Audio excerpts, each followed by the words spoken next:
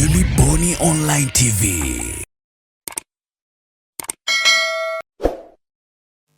Kiongozi wa upinzani nchini Uganda Robert Kyagulanyi maarufu kama Bobi Wine ametangaza kuwa ataitisha maandamano ya nchi nzima ikiwa Rais Yoweri Museveni ataiba kura katika uchaguzi mkuu uliopangwa kufanyika Alhamisi wiki hii.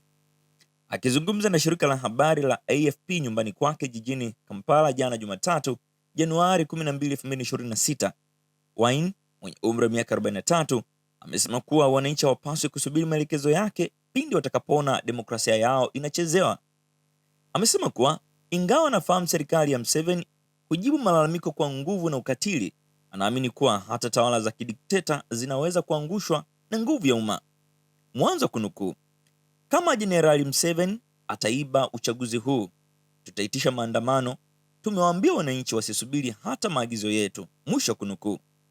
Wine amesema hayo huku akisisitiza kuwa maandamano hayo yanapaswa kuwa ya amani ili kushinda ukatili wa vyombo vya dola.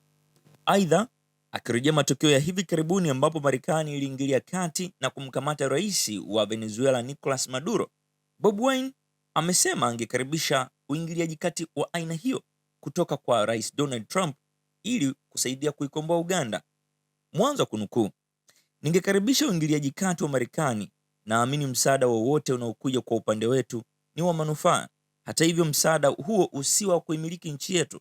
Naamini kabisa kuwa jukumu la kuikomboa na kuiongoza Uganda liko mikononi mwa Waganda wenyewe. Mwisho wa kunukuu.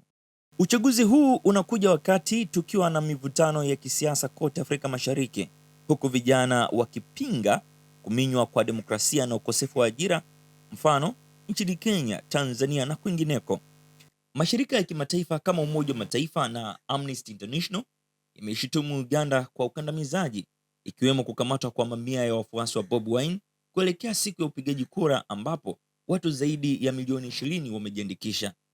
Rais Museveni mwenye umri wa miaka 81 ambaye amekuwa madarakani kwa miongo takriban 4 anatajwa na wachambuzi wengi kuendelea kushikilia hatamu kutokana na udhibiti wake mkubwa wa vyombo vya dola na usalama. Gilly Bonny Online TV.